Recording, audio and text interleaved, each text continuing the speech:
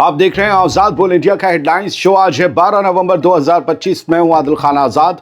दुनिया के सबसे बड़े अखबारों और पोर्टल से चुनी गई कुछ बड़ी खबरों को आपके सामने रखेंगे, जिन्होंने आज सुर्खियां बटोरी।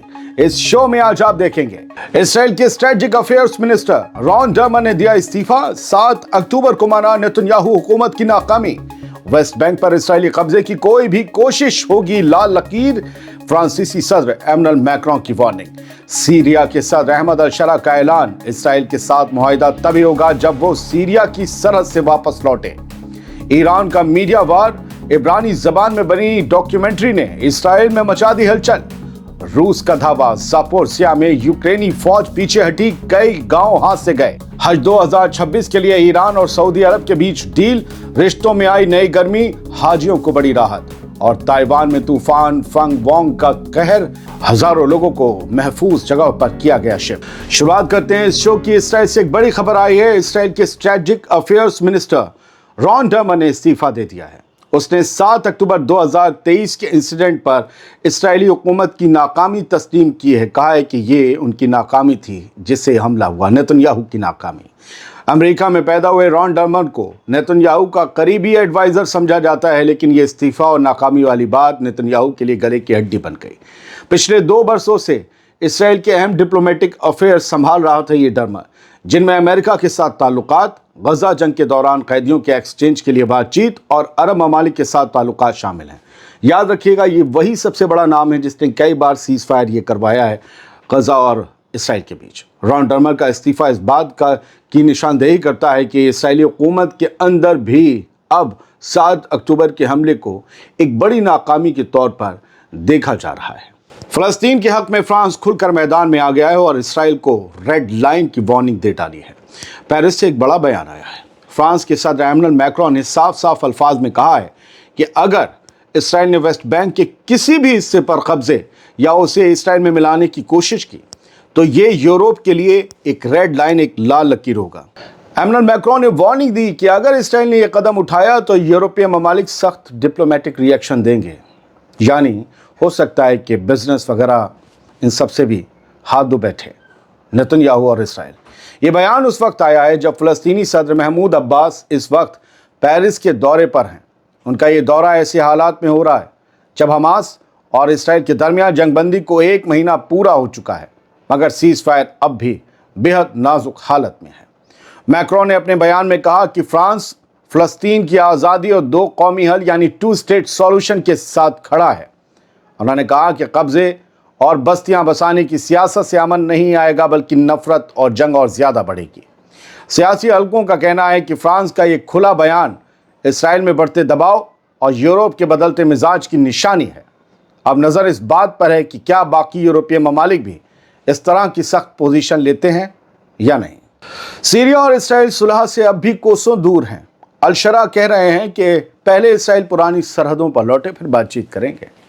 वाशिंगटन में अमेरिकी सदर डोनाल्ड ट्रंप और सीरिया के सदर अहमद अल-शरा की मुलाकात तो हो गई, मगर इसराइल के साथ किसी मुआहिदे की उम्मीद अभी भी धुंधली है।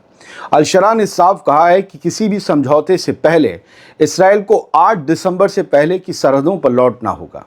यही वो तारीख है जब बशर अल-असद हुकूमत गिर गई थी और उसी वक्त इसराइल ने सीरिया इसराइल बफर जोन में दाखिल होकर सीरिया के कुछ इलाकों पर कब्जा जमा लिया था सरहद के पास। अल-शरा के मुताबिक ट्रंप ने इशारा दिया है कि वो इसराइली फौज के विड्रॉल से जुड़ी सीरिया की पोजीशन का सपोर्ट करते हैं। इट मीन्स कि अल-शरा के साथ इस तरह से ट्रंप खड़े हो गए हैं आगे कि वो आईडीएफ की जो हिटलर शाही है उसके खिलाफ खड़े हो रहे हैं क्या। और कहा है अल-शरा ने कि इस मसले को जल्द हल करने की कोशिश करेंगे ट्रंप, ये उन्होंने कहा है। देखते हैं क्या होता है। ईरान ने इसराइल पर एक नया मीडिया वार किया है हमला। इब्रानी ज़बान में बनी मिसाइल्स एंड बाजान डॉक्यूमेंट्री ने हलचल मचा दी इसराइल के अंदर। ईरान की सरकारी न्यूज़ एजेंसी तस्नीम ने पहली बार इब्रानी यानी कि हेब्रू ज़बान में बनाई गई डॉक्यूमेंट्री फिल्म मिसाइल्स एंड बाजान रिलीज़ की है और यह कदम सीधा इसराइल की आवाम को टारगेट करता है। ये फिल्म ईरान इसराइल की 12 रोज़ा जंग की कहानी बयां करती है। तस्नीम एजेंसी का कहना है कि ईरानी मीडिया की तारीख में ये एक बड़ा डेवलपमेंट है, क्योंकि पहली बार किसी ईरानी प्रोडक्शन ने सीधे इसराइली व्यूअर्स को मुखातिब किया है। एजेंसी के मुताबिक इस फिल्म का मकसद है इब्रानी बोलने वाले, हेब्रू बोलने वाले तमाम व्यूअर्स तक ईरान का पैगाम पहुंचाना और मगरबी और इसराइली मीडिया के प्रोपेगेंडे का जवाब देना। फिल्म इसराइली आवाम के सामने ताकत और हकीकत की बुनियाद पर गुफ्तगू की कोशिश पेश करती है ताकि वो पहलू देख सकें जो अब तक उनसे छुपाए गए थे। लेकिन मेरी नज़र में इसका एक और मकसद है। दरअसल बार बार मैं कह रहा हूँ 3 दिन से कि इसराइल और अमेरिका ईरान पर एक नए हमले का बहाना ढूंढ रहे हैं या हमले की तैयारी कर रहे हैं। इसीलिए ईरान ने ये हेब्रू ज़बान में डॉक्यूमेंट्री बनाकर इसराइल के आम आवाम तक ये पैगाम पहुंचाने की कोशिश की है कि तुम्हारी हुकूमत ने अगर हम पर नया हमला किया तो भयंकर जवाब देंगे, पिछले से कहीं ज़्यादा। इसलिए पिछला जवाब देख लो, हमने कितनी तबाही मचाई थी तुम्हारे यहाँ, हकीकत जान लो। इसलिए अपनी हुकूमत से कहो होश में आओ। मुझे ऐसा लगता है रूस ने एक बड़ा धावा बोला है, बड़ा हमला किया है और बड़ा डेवलपमेंट है रूस यूक्रेन जंग में कि यूक्रेन पीछे हटा है कुछ जगह। ज़ापोरिज़िया में रूस ने तगड़ी बढ़त बना ली, खबर है। रूस यूक्रेन जंग में हालात एक बार फिर तेजी से बदल रहे हैं, पलट रहे हैं और ये बदलाव यूक्रेन के हक में नहीं। रूसी हमलों में अचानक बढ़त के बाद यूक्रेनी फौज को ज़ापोरिज़िया के कई इलाकों से पीछे हटना पड़ा, ये रिपोर्ट है।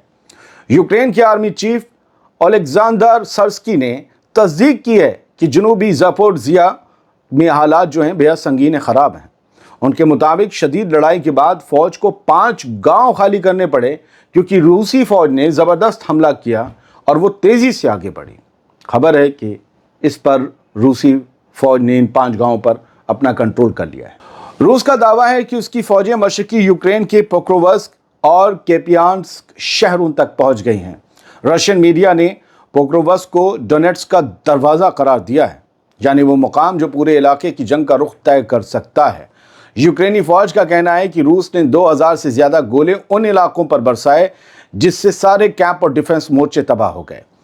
इस वजह से यूक्रेनी फ़ौज को मजबूरन पीछे हटने का फैसला करना पड़ा। इस वक्त ज़ापोरिज़िया के मैदानों में रूस को साफ बढ़त हासिल है, जबकि यूक्रेन को एक और कड़वा झटका झेलना पड़ा है। रूस और यूक्रेन के दरमियान जंग के मैदान से हटकर अब बातचीत की टेबल पर एक नई हलचल देखने को मिल रही है। यूक्रेनी डेलीगेशन के सरबराह रोस्तम उमेरोव इस्तांबुल पहुंच चुके हैं। मकसद है जंगी कैदियों के तबादले की बातचीत को दोबारा जिंदा करना। उमेरोव ने कहा कि उनका दौरा वॉर प्रिजनर्स एक्सचेंज के अमल को फिर से शुरू करने की कोशिशों का हिस्सा है। यूक्रेनी हुक्काम के मुताबिक इस्तांबुल में कई अहम मुलाकातें तय हैं, जहां कैदियों के एक्सचेंज और आम शहरियों की रिहाई पर बात होगी। हालांकि ये नहीं बताया गया कि इन बैठकों में कौन कौन शामिल होगा, लेकिन मुतालिक ज़राए यानी जो सोर्सेज हैं इन मामलों और मीटिंग से जुड़े हुए, उनका कहना है कि रूसी नुमाइंदे और इंटरनेशनल मीडिएटर्स भी इस अमल में हिस्सा ले सकते हैं। याद रहे दोस्तों, इससे पहले 23 जुलाई को इस्तांबुल में तीसरा राउंड हुआ था इन दोनों के बीच, जिसमें दोनों मुल्कों ने जंगी कैदियों को या वॉर प्रिजनर्स और आम लोगों के तबादले पर इत्तेफाक किया था। अब सबकी नज़र इस बात पर है कि क्या ये नया इस्तांबुल दौरा रूस यूक्रेन जंग में इंसानी रियासत की कोई नई राह खोल सकेगा या नहीं। हर 2026 के लिए ईरान और सऊदी अरब ने एक नया मुआहदा किया है। रिश्तों में गर्माहट की नई शुरुआत हो चुकी है। ईरान और सऊदी अरब के दरमियान हज 2026 के इंतजामात पर एक बड़ी डील, एक बड़ा मुआहदा हो गया है। दोनों मुल्कों ने हाजियों को बेहतर सहूलतें देने और मुक़द्दस फ़र्ज़ के अमल को आसान बनाने पर इत्तेफाक किया है। इस बैठक में दोनों ममालिक के ओहदेदारों ने जोर दिया है कि हज के हर मरहले, मकामात, सफ़र और सेहत में इंतज़ामात को और मजबूत किया जाएगा। ईरानी हज ओहदेदार अली रज़ा रशीदियान ने कहा कि हाजियों की खिदमत हमारे लिए सिर्फ ज़िम्मेदारी नहीं बल्कि एक एजाज़ है। माहिरीन का कहना है कि इस मुआहदे ने न सिर्फ हज इंतज़ामात को आसान बनाया है बल्कि ईरान और सऊदी अरब के रिश्तों में बढ़ती क़ुर्बत की एक नई मिसाल भी पेश की है। कहा जा रहा है कि हज 2026 सिर्फ इबादत नहीं बल्कि मुत्तहद मुस्लिम उम्मत की एक नई तस्वीर भी पेश करेगा। अब बात ताइवान की, जहां एक तूफ़ान ने हंगामा मचा रखा है। ताइवान में हुक्काम ने बताया कि तूफ़ान फंग वोंग के नज़दीक आने की वजह से 3300 से ज़्यादा लोगों को उनके घरों से निकालकर महफूज जगहों पर शिफ्ट किया गया है। इससे पहले यही तूफान फिलीपींस में तबाही मचा चुका है, जहां सैलाब और लैंडस्लाइड्स की वजह से 18 लोगों की मौत हुई थी।